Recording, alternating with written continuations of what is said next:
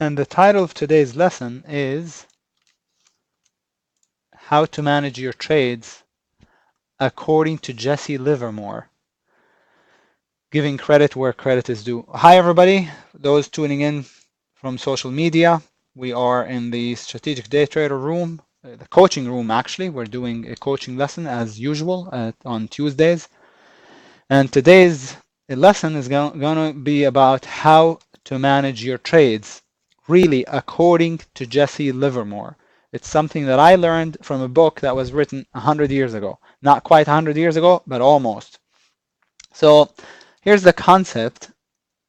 Take the small money the market makes available to you, or hold until the real target is reached. But do not, and I repeat, do not make the in-between management. Now, this is my own wording, obviously. No author would put this in their book. So this is my concept so far, but I'm going to show you how I got the concept from Jesse Livermore. For those, again, tuning in, just keep in mind that trading is risky, and whatever we discuss today is for educational purposes only. It's a disclaimer that I have to, standard disclaimer that I have to share with you. All right, so again, the concept is very, very simple. When the market makes money available to you, feel free to take it, to exit the trade. Or if you say, no, this is not enough, it's not a target, the stock should still continue higher, then no problem. You want to hold, then hold it, but don't be wishy-washy. So either be tight with your management or be loose. Don't be in between. I'm going to explain that in the next few minutes, of course. But first, let's read what Jesse Livermore wrote almost 100 years ago. He said, I sometimes think that speculation must be an unnatural sort of business because I find that the average speculator has arrayed against him his own nature. The weaknesses that all men are prone to are fatal to success in speculation. The speculator's chief enemies are always boring from within. It is inseparable from human nature to hope and to fear. In speculation, when the market goes against you, you hope that every day will be the last day, and you lose more than you should had you not listened to hope. The same ally that is so potent, the success bringer to empire builders and pioneers, big and little. And when the market goes against your way, when the market goes your way, you become fearful that the next day will take away your profit and you get out too soon. Fear keeps you from making as much money as you ought to. The successful trader has to fight these two deep-seated instincts. He has to reverse what you might call his natural impulses. Instead of hoping, he must fear. Instead of fearing, he must hope. He must fear that his loss may develop into a much bigger loss and hope that his profit may become a big profit. It is absolutely wrong to gamble in stocks the way the average man does. And he goes on to say, I've been in the speculative game ever since I was 14 years old. I know that these statements are incontrovertible. It does not matter what anybody says to the contrary. So when I read that, and these are from pages 114, it's this passage on pages 114 and 115 in Jesse Livermore's classic book, Reminiscences, Edwin Lefever's book, Reminiscences of a Stock Operator, about the life and the life and trading history of Jesse Livermore, the greatest trader ever lived. When I read that, I was on a flight from Chicago to the Bay Area. I was coming home I was working in Chicago, coming home to visit, and I knew I had come upon something very, very insightful. There was great insight, but I could not really decipher the meaning. I just couldn't understand exactly what he was saying. It took me many years to really understand this passage, but it is the single most important thing I read in any trading book, bar none. The key thing to know is this. First, that hope and fear is basically an instinct, is like an instinct, right? And I can prove it to you, of course. Think, and it's the greatest thing to have. It's a survival thing. If you're not fearful, you don't look left and right before you cross the road. You get killed. So it's important. Uh, but also hope is a survival mechanism, because we all go through experience hardship, even I would go as far as to say tragedy at some point or another, the death of loved ones, but if you don't have hope, what do you do? If you don't have hope, you commit suicide. I mean, that's right. So hope is important to lift us out of whatever it is that we're experiencing, and for the survival of the species. I'm sure it was the survival thing that we developed over many, many, many, many years, um, hundreds of thousands of years. So that's natural, but that's actually not the most important thing. The most important thing to know about this passage is what he says here. He says, in speculation, when the market goes against you, you hope that every day will be the last day, and you lose more than you should had you not listened to hope. Okay, so let's highlight that right here. Okay, and then when the market goes against you, you become fearful that the next day will take away your profit and you get out too soon. So those two sentences are by far the most important I've ever read on trading, on anything that has to do with trading. Now, what the heck does that mean though? And how can we, I'm a technician. How do I use this in a practical way in my own trading? How do I translate this into charts? Well, I'm going to show you. So that's the most important thing to get out of it. Okay. Now, no matter how you look at it, when it comes to managing your trades, it's really mostly about knowing the chart and then being able to manage your emotions along the way. Because when the trade is going against us, remember what Jesse Livermore said. When the trade is going against us, we start hoping, okay, and we lose more than we should had we not listened to hope.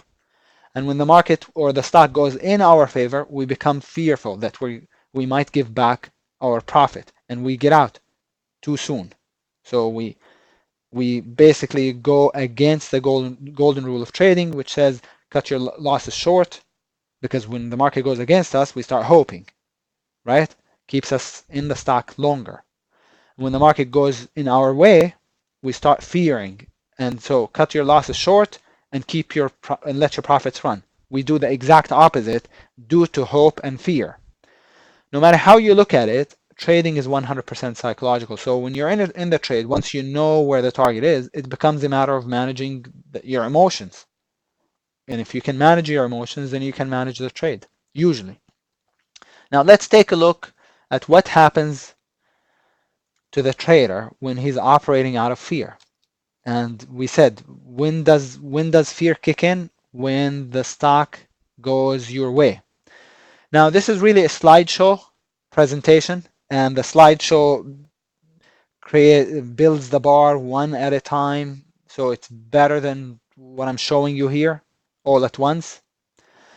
So, but you have to kind of picture this as it's happening. This is what's known as a buy setup, pristine or T3 buy setup. The entry for this is right here, stop is right here, and target is the prior high. Now, when the stock is going your way, how are you feeling? Well, let me ask you this. When the stock prints a red bar here, this red bar. No, let me back up. Let me back up a little bit. This the thing is that I need to kind of hide some of these bars. So let me just create a Word document like this and hide it. So the play triggered, looking good, looking good. Is it a target? Is it a target yet? Let me know. And the answer is no, it's not a target. It's not a target. Now, when you get this red bar, how are you feeling now? What bars are you more focused on? The red bars or the green bars? What bars do you get your attention? You pay an inordinate amount of attention to the red bars or the green bars. Why? Why? Because it triggers your fear. That's right. It triggers your fear. Right. You're giving back your money. Okay. All right. Good. So you already told me that you lost your objectivity. You're not objective. You're already telling me, and I'm telling you, I'm the same way too. But I have to. But when I develop, when I'm aware of it, then I stop myself. But if I'm not aware of it, definitely paying a lot more attention to the red bars because they trigger my fear. Now, let's say you're trying to be disciplined, you're trying to hold until the stock gets to target, and you decide to hold it. Now, how are you feeling now? And how are you feeling now? You're not feeling very good, are you? You give back your money. So what do most people decide to do? Probably when the stock goes against them like this after being very close to target is they they get out. They get out, break even. And shortly after, the stock gets right to target, right? Right to target, but without you. So what the heck happened? What in the world just happened? Do you want me to tell you what happened? Do you want me to tell you what happened? Here's what happened. Let me first ask you this question first. Did the market make money available to you? On these three green bars, did the market make money available to you? Did it or did it not? Yes, it did. Okay. Okay. So you could have made money, right? But you decided to what? To hold because you're a disciplined trader. You decided to hold, but did you hold? You did not. You chickened out, basically. Now, the insidious thing about fear is that it narrows our attention onto the object of fear so that we end up doing the same thing we're trying to avoid. We're trying to avoid losing and giving back. It's exactly what we end up with doing here. When the market makes money available to you, you can take it as soon as you get a reversal, on the first sign of a reversal. Or if you say you're going to hold, then please learn to hold. But don't get out. Don't do in between. Don't say you're going to hold and then end up getting out here after multiple red bars against you. So get out at the first sign of a reversal, or if you're going to hold and for the big money, then please learn to hold. Then don't go bar by bar, wait for a pivot. This is a pivot. When you get a candle on a higher low on either side of a candle, like so, this bar has a higher low, then you get a pivot. Okay? Then you get a pivot. Now, that could have easily come all the way down and stopped you out, is what Lisa's saying, right? Yes, you know that's okay. But look, that's the price that you pay for saying I want more. I want bigger profit. You go to Vegas, you play a hand of whatever it is, blackjack, whatever it is, you win a little bit. You say, but no, I want more. You continue to play. Well, now you risk giving back everything. Does that make sense? So that's the price that you pay, the risk, for trying to hold for the bigger profit. That's why if you don't want to take that risk, if you're afraid it really might take out the prior low and stop you out, then you got to take it right here and not risk it. But if you're sure about this trade, then maybe you ought to hold. And that's why, my friends, it's really important to only take trades that you feel very good about, that you feel confident about. Because if you don't, then you will not be able to manage them. This is it. a secret that I discovered many years ago. It's important to only take trades that you really feel confident about, because if you don't, you'll end up doing exactly what just happened to this trader. Okay? So when the market goes your way, you become fearful that the next day will take away your profit and you get out too soon. Most traders are out here, probably here or here, right? And they make a little bit of money on the way up when the stock goes in their way. Okay? But let's see what happens when the trader is operating on hope rather than out of fear, on hope. So, and let's say the same stock, same setup, but instead of going higher, it failed. Am I right? Now, if you're still in it, like a lot of novice traders would be, they would still be in it. They don't take their stops. They don't even know the concept of putting a stop order in the system. Why don't they? Because they're novice. They don't treat trading as a business with calculated risks. I mean, I didn't.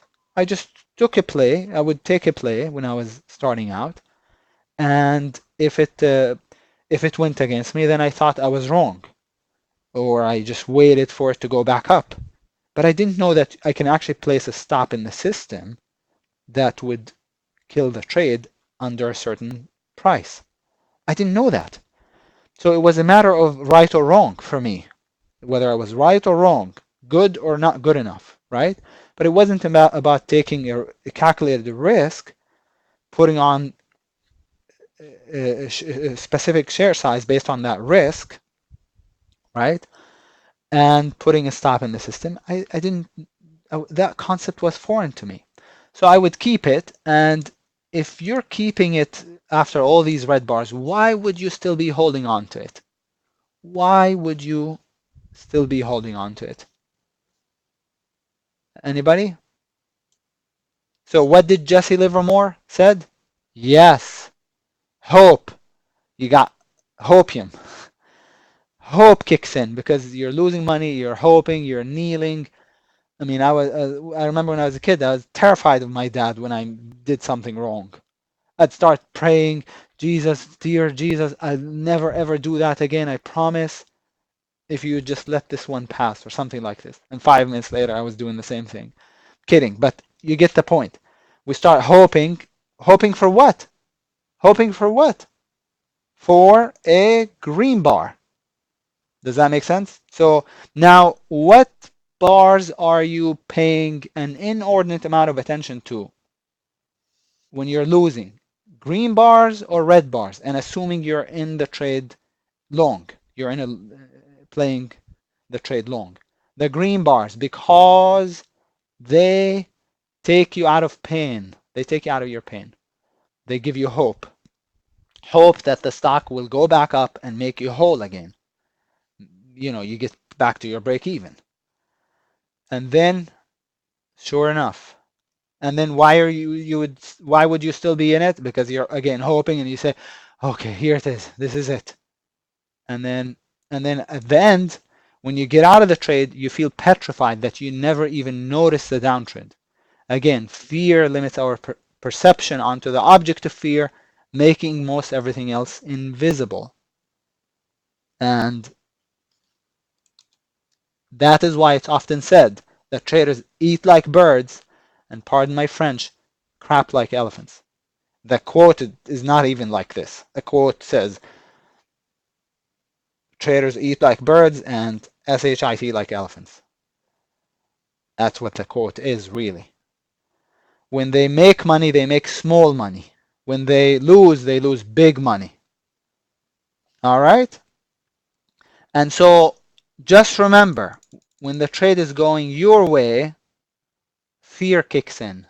Just the very awareness of it should now solve 50% of the problem.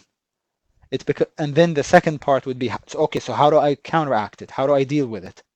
But just becoming aware of that concept is revolutionary.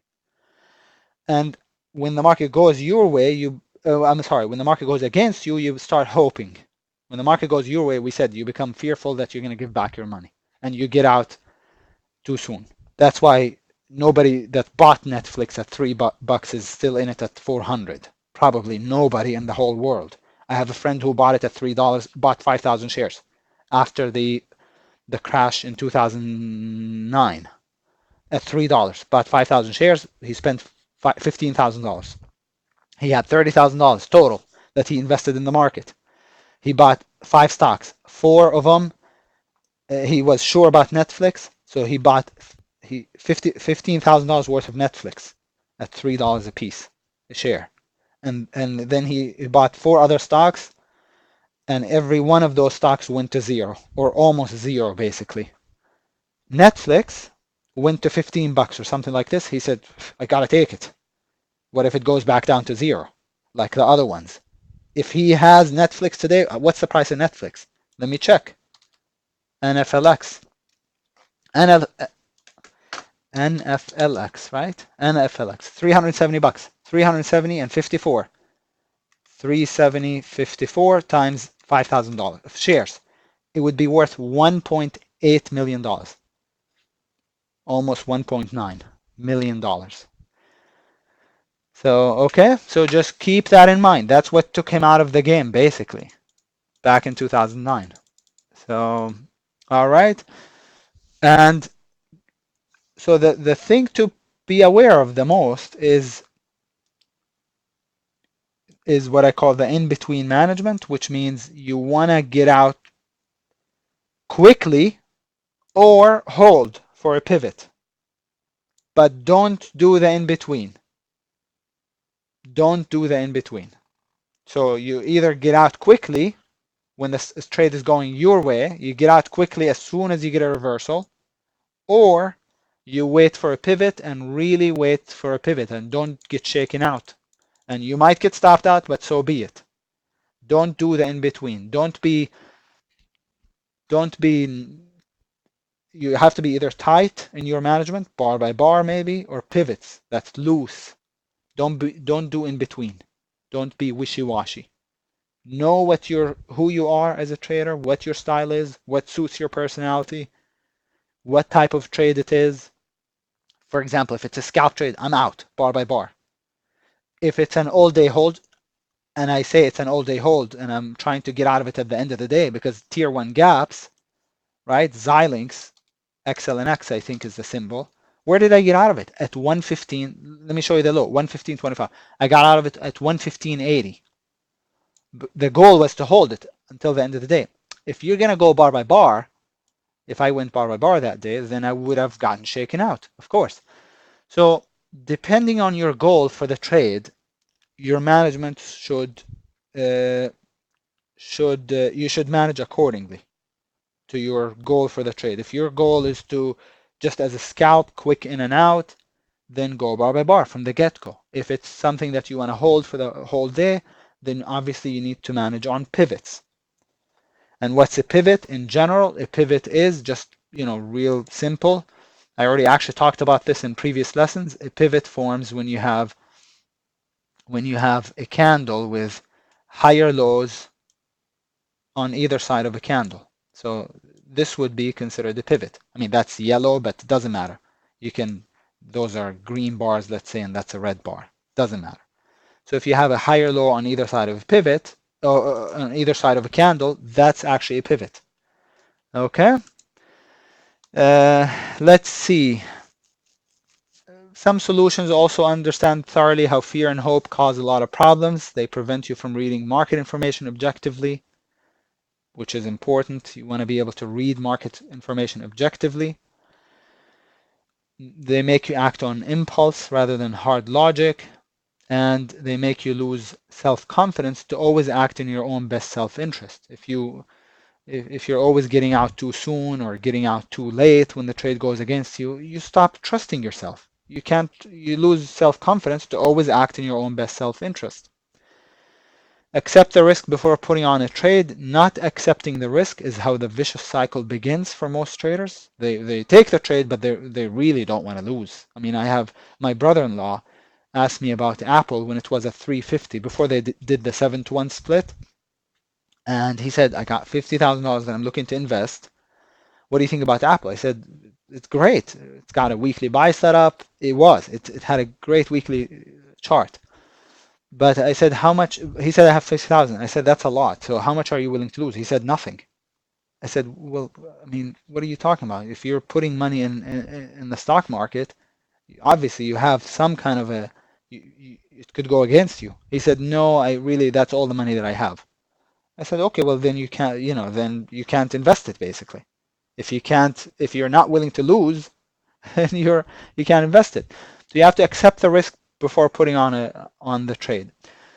Stop perceiving market information as either painful or happy information. We already said be objective.